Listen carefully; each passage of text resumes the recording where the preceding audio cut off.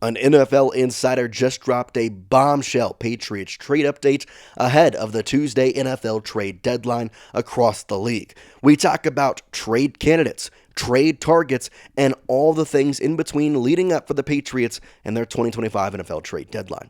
Welcome to Patriots Digest, everybody. I'm Jace Andrews. I appreciate you tuning in to today's show. Hey, before we get going, make sure you hit that subscribe button. It's 100% free. And with the trade deadline on Tuesday, there is going to be a lot of moving parts. There is hopefully going to be a couple more trades for the New England Patriots. We have got you covered whenever they make a move. So if you want to stay up to date on all things Patriots, we got you. Go down there, hit that subscribe button, 100% free, as I mentioned. ESPN released an article today talking about the 2025 NFL trade deadline and talking about players to watch on each and every team, team needs, and the buzz around the league. And so my first question was, well, what was happening with the Patriots? Because they had a section for every single team. And the first thing they gave us was record, chance to make the playoffs, and their first round draft slot in case that was a pick they needed to give up. For the Patriots, we know that their playoff percentage is pretty high considering their schedule, considering the way they've been playing, and they're atop the AFC East right now. The projected first round draft pick slot right now is the 23rd pick. However, if you ask me, I see no situation in which the Patriots move that pick. It would have to be one of one to move that pick, and even then, I don't know if they would do it. So, what is the vibe around the team? What are they going to do? We already know they traded away Keion White, traded away Kyle Duggar, made those trades on Tuesday, and that's kind of where we start with this report. Adding, subtracting, or sitting out. Here is what it says from Jerry Fowler. It feels as if anything is possible here. The Patriots have a good thing going and don't need to act desperately, but they will monitor the market in case a move makes sense, particularly at edge rusher and possibly an offensive skill position. On Tuesday, the Patriots traded safety Kyle Duggar to the Steelers and defensive end Keion White to the 49ers, end quote. To add to those trades, they also got back a couple of late-round picks that can be used in future trades in this season. They could easily flip those sixth-rounders, use them again this year. Now, what exactly is the vibe? What could they be looking for? Well, they go back here and talk about what was kind of the needs here, particularly at edge rusher. We're going to start there and talk about three different edge rushers that are, I would think, available. Again, think because technically they're not 100% out there, and this first one is paying dividends on that. TreVeyon Henderson. It's been reported that he is not available, but then the Bengals lost, and maybe he is available. I would not hesitate to ask just in case, especially if you could give them a good offer. 7 games, 4 sacks.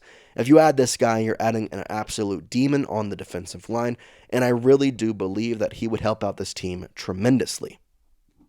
Secondly, you could also go after more of an outside linebacker type edge in Jaelan Phillips. The hard part with this one is that he has had struggles with injuries over the past 2 seasons, so his price might be low, but he plays for the Miami Dolphins. And so 3 sacks in 9 games, nothing impressive, 3 tackles for loss. All this stuff is pretty decent stats.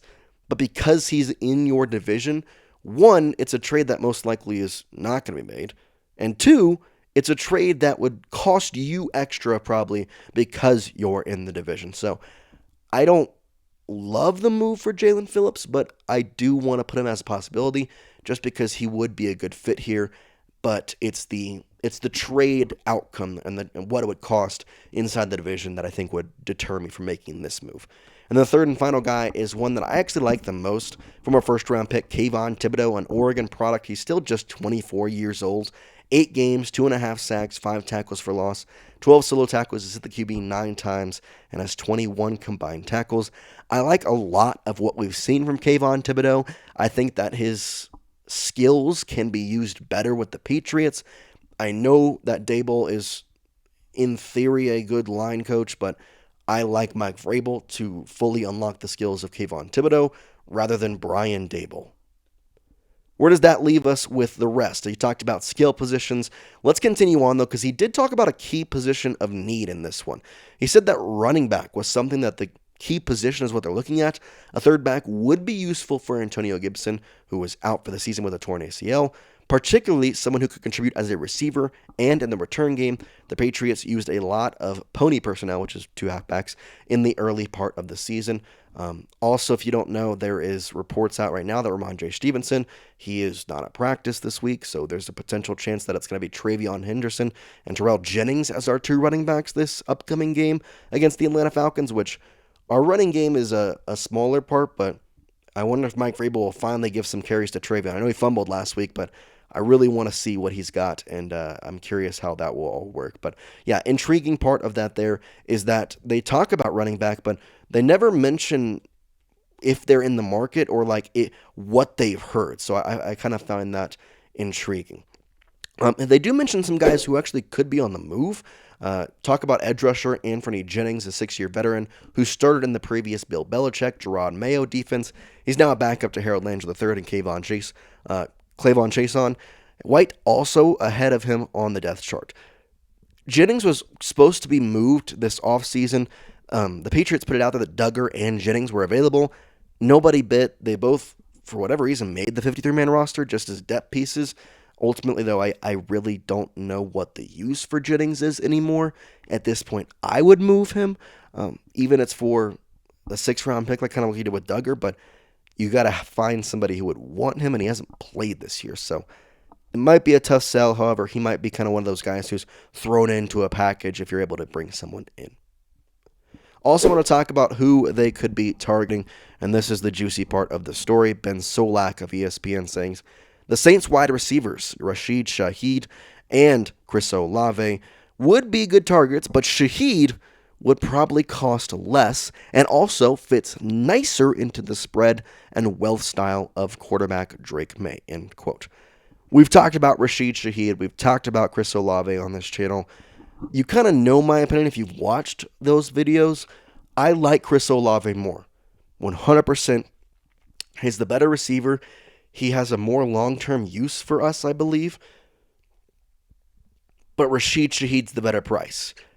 Rashid Shaheed is the perfect move in my mind for this year.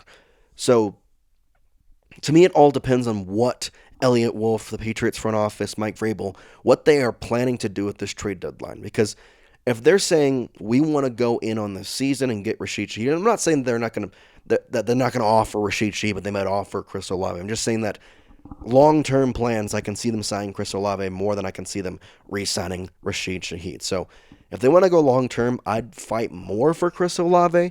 But if they really do believe in this year, then I would say Rashid Shaheed is a very good option. I like what I've seen from him. He's a perfect fit, like I said, for the spread and wealth in that article. He's a good fit. I like both the receivers. Olave, again, he's the better one. 500 yards on 83 targets, 52 receptions this year with 3 touchdowns in 8 games, a 9.7 average yards per reception.